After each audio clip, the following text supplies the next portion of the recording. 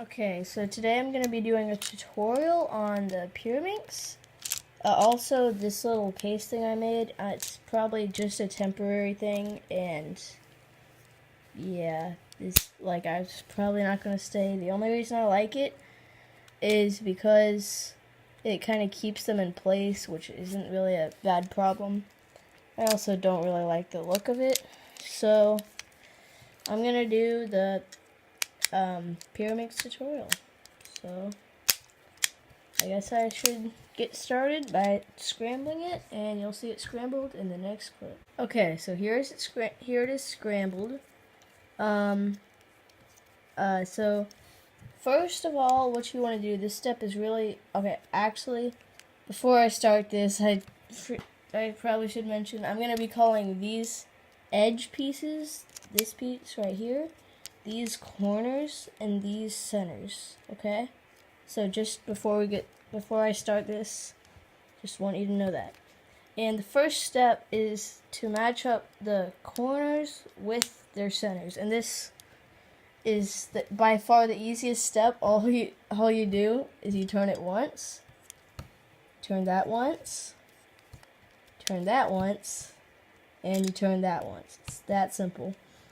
And that just makes it like a lot easier to kind of look at it and stuff. And also it's gonna need to be like that for the solve, so I would just like to start off with easiest step. And then the next step, what you want to do is you want to match up the centers to where they're all like matching, kind of. So there, like there. Yeah, not. I keep doing this. Sorry, I meant that, and that. But you want them all to be the same color on each side, and you want to start with one side. So like, here I can do that and that with the blue, and now those three are there. And then for the other three, it's just a simple turn. I need to bring that one there. So there. And that is the first step, but it does have some pretty interesting cases that could be kind of hard, so I'm going to show you some of those. And so this is the first case I'll be talking about. It's when you have two that are matched up, but the other one can't turn to go in there, so it can easily confuse you where you put it, what you do with it. And actually, what you want to do is you want to find a side that they can all turn to. So since we're using the blue layer, they can all turn to this side, okay? So you can turn that one, and then turn that one. Then they're all on the same side. Then of course the last one's just a turn. And also another way to do this that I just found out right now, or I just thought of, is you want to find a centerpiece that does not have that color on any side of that piece. And what I say about that is, like, it seems like they only have one color, but as you can see, if I do some turns, that, and that are all the same. Or you can just use the corner and see if that has any of the colors. And say I want to do the yellow side. I want to find a corner or a center that doesn't have any yellow. So that has yellow, that has yellow, that has yellow, that doesn't. And what you want to do is you want to bring them all to the opposite side, because that will always work. And so like this yellow, and you want them all to go this side. So bring that yellow, and that yellow, and as you can see, it worked. The last one, obviously, just that. And I guess I'll get on to the next step. And the next step is the last and final step. What we want to do is we just want to move around these to get them into the right place. And we use this I use this one algorithm, which is you bring the right one down, the left one down, the right one up, and the right one up, and then I'll show you. I'll do it a couple more times just to show you. And then also if you do it 3 times, it just brings it back to where it was at the start. And what that does is it kind of cycles through these 3.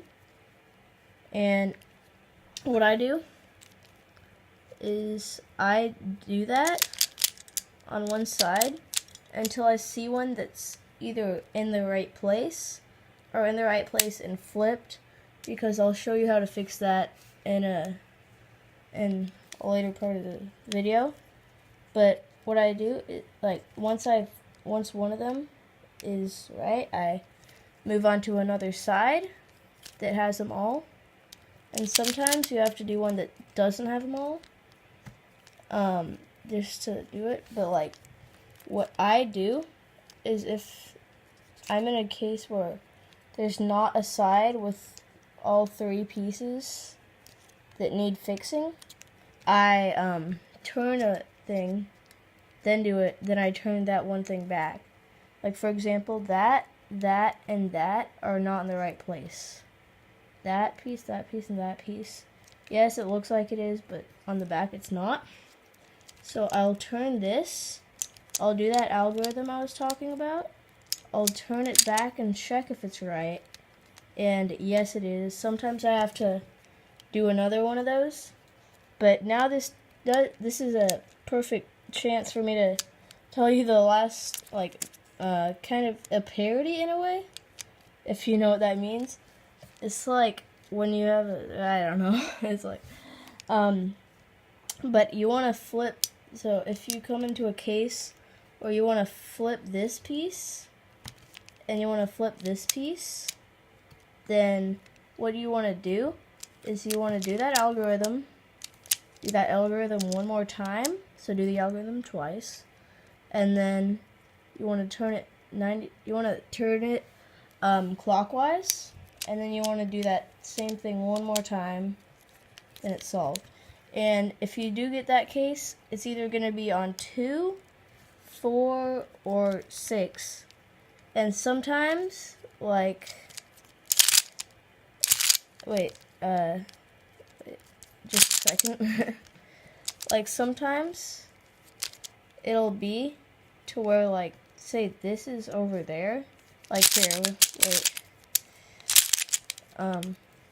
It's like this is here and this is there, and they're not right next to each other. I do that same thing I was showing you earlier, where I move it to there. I do this stuff, and then I move it back. And that pretty much sums up how to solve it. If I missed something, or there's something you're confused about or need help out, just tell me in the comments. I do respond to them because it sends me notifications, and I will know if you're saying something in the comments. So just know that I'll respond, and like, unless there's something going on with my life, but like, that's it for this tutorial pretty much. Also, if you like, once you've mastered how to solve it, and you want to like get faster at solving it, there's 2 things I'd recommend doing if you want to get faster. And first of all, that's just scrambling it up and then solving it back. Of course, not like that, because I don't want to extend this video completely randomly right now. But you want to just scramble it up and try to solve it again. Just do that until you've learned this method, you've practiced it. And also, the most, like, if you want to get fast at this, probably the most crucial thing you want to do is you want to do that same algorithm that I showed you earlier. It's the only algorithm that's you need to know. about this, so like it's the only thing you want to practice. What you want to do is you want to just keep spamming that, like, and after you do that 3 times, it brings it back to normal. So what you want to do is you want to just spam that, and like I've done that a bunch. So now, like, here's how fast I can do it. Sometimes it like locks up, because but like that's probably just, if you want to get faster, just keep doing that a bunch, or make up your own method, or do whatever you want, really. But that's really all I have for you. So there. Also, I just decided to show you me using this, like this strategy in action. So I scrambled this up. I'll actually scramble it a little more, just because why not? And here it's scrambled. I'll try to solve it as quick as I can. I don't have a timer right now, so I'm just gonna probably depend on, like, I don't know, just who cares? Okay. And then I'm gonna start solving now. Okay? I'm gonna start doing these. It's gonna be kind of harder because I'm looking through the camera. And okay, you see it? It locks up like that a lot. I actually sometimes have to do 2 moves there. And that's it. Solved. But yeah, it's kind of harder when I'm looking through the camera. The reason I do look through the camera is because I have a habit of making videos where I'm just like, hey, this is the Pyraminx, and this is how you solve it. I just have a habit of holding it too high, so I'm looking through the camera.